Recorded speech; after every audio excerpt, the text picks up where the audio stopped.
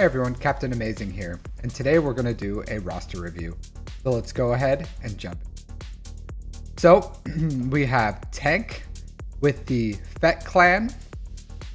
Pretty interesting. Afra, R8 Hondo. Don't see that every day in Arena. And then Bronzium 3, 157 in Fleet Arena.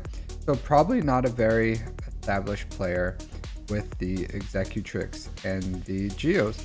So right off the bat, I'm gonna say really interesting account. This is pretty irregular. So 3.6 million GP. So as I thought, not a super established player. 2.3 million in characters, 1.3 million in ships. And then, oh wow, this is kind of an old account. 7,300 Galactic War Battles won.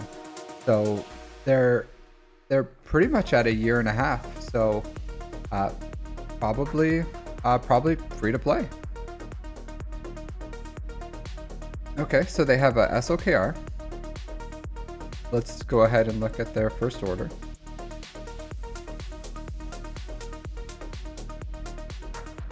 Yeah, this was a farmed first order.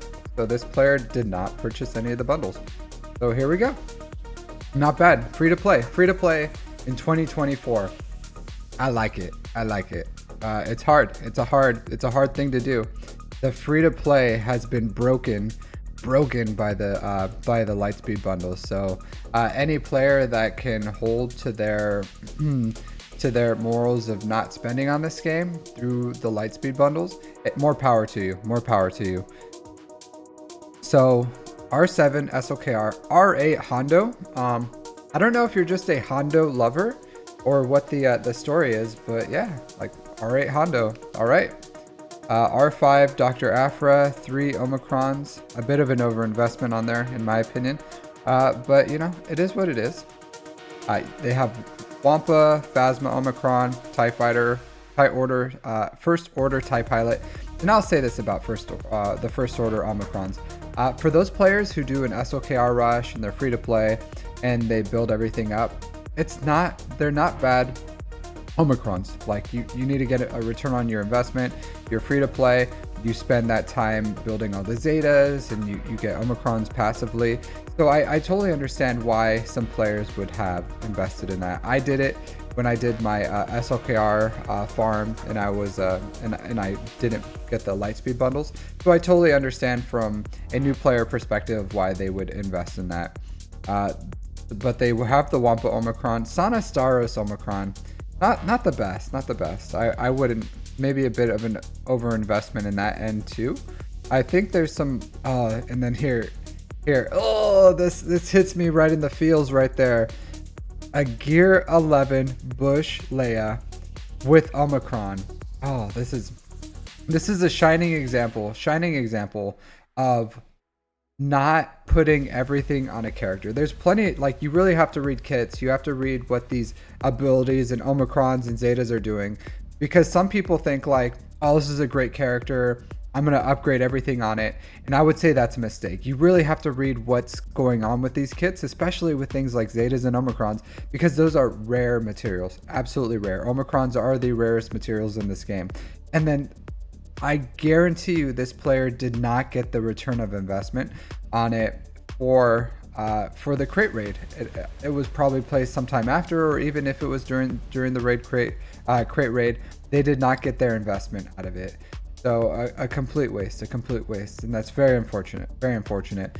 But you have to be selective with those Omicrons. You have to be selective with them because they are the rarest material in this game, absolutely rarest. And there's, I'm sure there's other characters that you absolutely can throw it on there, because I don't see a Traya here. Yeah, the Traya is not invested in, so that's a missed opportunity, because you could easily bring her to Gear 12, and then Savage right there. So those Omicrons that you wasted on the Afra ones, some of the Afra ones, because you only really need one on her, and then the Bush Omicron could have gone on Traya and Savage Press. But my recommendation, my dude, get Traya and Savage Press up and running as soon as you can. Same thing with Darth Nihilus. Like they are, you can work on Darsan if you want, but these are old characters. They don't require Kyrotech, so you can build them on the side very easily. They're very inexpensive, and even at gear 12, they're very effective characters. So Darth Treya, Savage Press, Darth Nihilus, gear 12 as soon as you can. I would say Savage Press, as soon as you have his Omicron on him, would rate R5, like at least R3 to R5.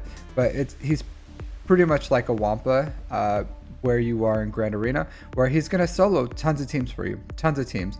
And then even when Wampa loses some relevance, Savage Press and Darth Treya don't. They maintain their ability even at the highest levels of Kyber. They are excellent characters. So if you're looking for a quick, easy side farm, get this Sith team up and running, because it's so cheap, so good, and you want them in your account. They're just awesome characters.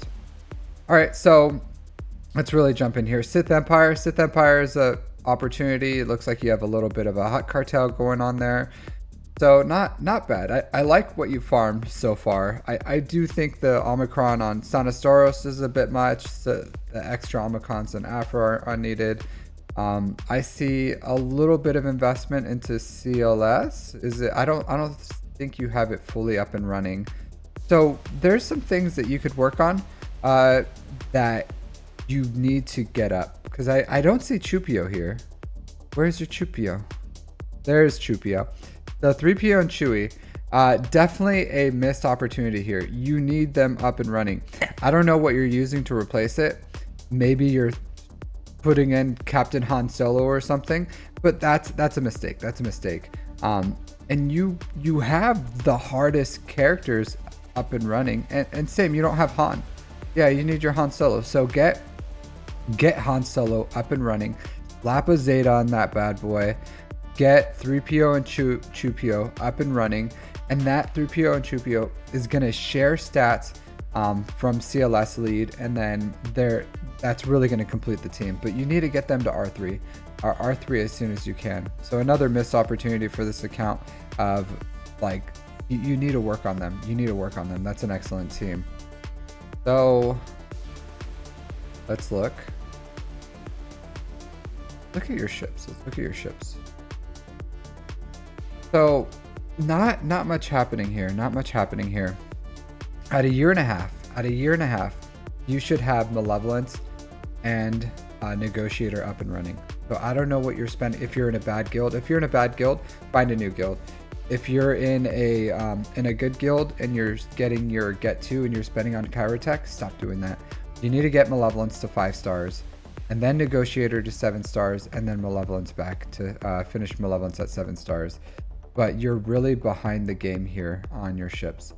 So, and it looks like you're really close to Executor. So I would say this: your number one priority here should be getting the Executor, because if you can start getting first place to 5th in your fleet arena shard, that's going to accelerate your count tremendously with 300 to 400 extra shards injected straight into your count. That's an excellent way to progress, especially free to play. For the free to play player, fleet arena is huge. You have to do everything you can to maximize your resources as a free to play player, and that ship arena is going to be the best way to do it. So looking at your account, here's my priorities for you. And you have Jedi Knight Luke. Wow, you have a lot of stuff that needs them. All right, so first priority, number 1, tippy top, Executor. Get your bounty hunters up and running so that you can and get them relicked up for Executor. You have to. You absolutely. Yeah, no Piet here. So you're missing out some stars. So start shard farming those bounty hunters that you're missing, and then start relicking them up. But your Executor should be your number 1 priority. If anything starts slowing down your farm, you shouldn't do it. You should not do it. Number 2 priority, can be CLS. CLS has an assault battle. They have an assault battle that they can do at CT3. Maybe you can do it with what you have. I don't know. Maybe you're stuck at CT2 because you're missing some of the core parts of it. But that team is incomplete right now. You're missing 2 key players. You're missing Han Solo and 3PO and Chupio. And you already have the stars on Han Solo. 3PO and Chupio is just a hard no farm. Like, you need to get them up and running. Other than that, you need to start finishing up some of these farms, my dude. You need to start finishing up some of these farms. Jedi Knight Luke, he deserves to be relic.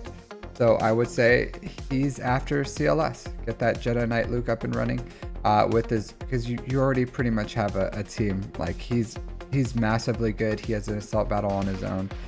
Very, very good character. Very, very good. After that, I would say Sith.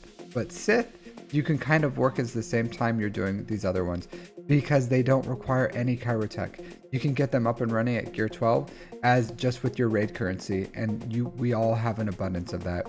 So you can kind of like side farm them, but I would say if you finish CLS and the Jedi Knight Luke team, you should just quickly get your Trey team up and running at least to gear 12, R5 Savage, and then move on to your next big farm.